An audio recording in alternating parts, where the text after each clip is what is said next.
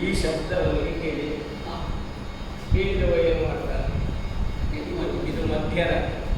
ಮಧ್ಯರಾತ್ರಿ ಈ ಶಬ್ದ ಅನ್ಯರಿಂದ ಬಾರಿಸಲ್ಪಡುವುದು ಅವನಿಗೆ ಅಪಶಬ್ದ. ಅದಕ್ಕೆ ಅವ ಶಕುನ ಶಾಸ್ತ್ರವನ್ನು ಅವ ತಿಳಿದ.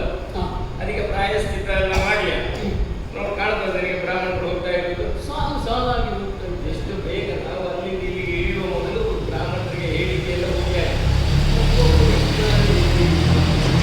ಅದೇ ಬ್ರಾಹ್ಮಣರು ನನಗೆ ಹೇಳೋದು ಹೇಳಿ ಎಲ್ಲಿದ್ರು ಬರುವಾಗ ದಾರಿಯಲ್ಲಿ ಸಿಗಲಿಲ್ಲ. ಬ್ರಾಹ್ಮಣ ಪ್ರಿಯ ಯಾಗ ಮಾಡಬೇಕಲ್ಲ, ಯಾಗಕ್ಕೆ ಬೇಕೇ ಇಲ್ಲ. ಅವರ ರಾಜಧಾನಿಯಲ್ಲಿ ಅನೇಕ ಬ್ರಾಹ್ಮಣರಿದ್ದಾರೆ, ಅವರಿಗೆಲ್ಲ ಆಮಂತ್ರಣ ಕೊಟ್ಟಿದ್ದಾರೆ. ಅವರು ತಂಡೋಪತಂಡವಾಗಿ ಹೋಗ್ತಾರೆ. ಇಲ್ಲಿಗೆ ಯಜ್ಞ ಮಾಡುವ ಸ್ಥಳ ಯಜ್ಞಶಾಲೆ. ಆ ಯಜ್ಞಶಾಲೆಗೆ ನಾವು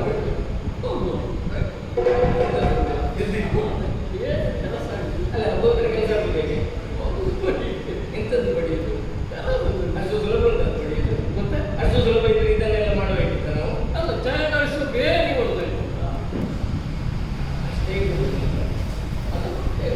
ಅಯ್ಯ ಅವನ ದೇಹ ನೋಡಿದ್ರೆ ನಿನಗೆ ಒಮ್ಮೆಗೆ ಹೇಳಿದ್ರೆ ಹೆಚ್ಚಾಯಿತು ಅಂತ ಅನ್ನಿಸಬಹುದು. ಹೌದು, ಅಂತಹ ನೋಡ್ಲಿಕ್ಕೆ ಈಗ ನಮಗೆ ಅವನನ್ನು ವಧಿಸಬೇಕಾದ ಉಪಾಯದಲ್ಲಿ ಒಂದು ವೇಷ ವೇಷ. ನಾನೆಂತ ವೇಷ? ಬ್ರಾಹ್ಮಣ ವೇಷ.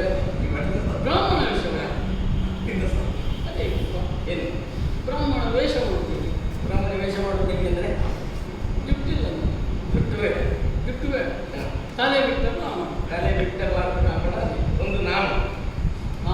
ಬ್ರಾಹ್ಮಣಕ್ಕೆ ನಾಮ ಬೇಕು. ಉದ್ದದ್ದ ಅಡ್ಡದ್ದ ನಿಮಗೆ ಅಭ್ಯಾಸ ಇರುವುದಿಲ್ಲ. ಉದ್ದದ್ದು ಕೊಳ್ಳಿ. ಆದರೆ ನಾವು ಮೂವರು ಒಂದೇ ಲೆಕ್ಕದ ನಾಮ.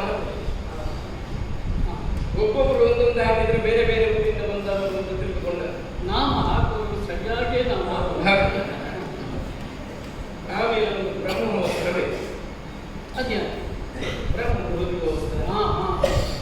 ಮೈ ಸರಿ ಕಾಣುವ, ಮೈ ಸರಿ ಕಾಣಬಾರದು, ಮೈ ಸರಿ ಕಾಣದೆ ಇರಬಾರದು. ಅದೇ ಯಾಕೆಂದ್ರೆ ಯಜ್ಞೋಪವೀತ ಕಾಣಬೇಕು.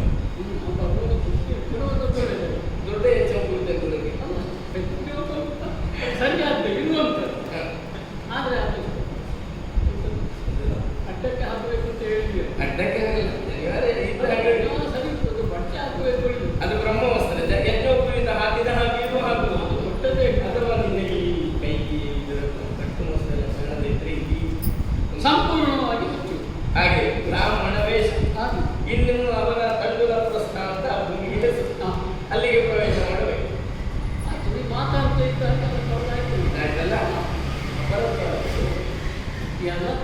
ಮಧ್ಯರಾತ್ರಿ ಅಪರದ್ವಾರದಲ್ಲಿ ಪ್ರವೇಶ. ನಾನು ಈವರೆಗೆ ಎದುರಿನಿಂದಲೇ ಹೋದಷ್ಟು ಹಿಂದಿನಿಂದ ಹೋಗಲೇ ಇಲ್ಲ. ಅಲ್ಲ, ಹಿಂದಿನಿಂದ ಹೋಗುವಂತ ನಿನ್ನ ತಲೆಯಲ್ಲಿ ಎದುರಿಂದಲೇ ಹೋಗುವುದು ಅಂತ ಇದ್ರೆ ಆಯ್ತು.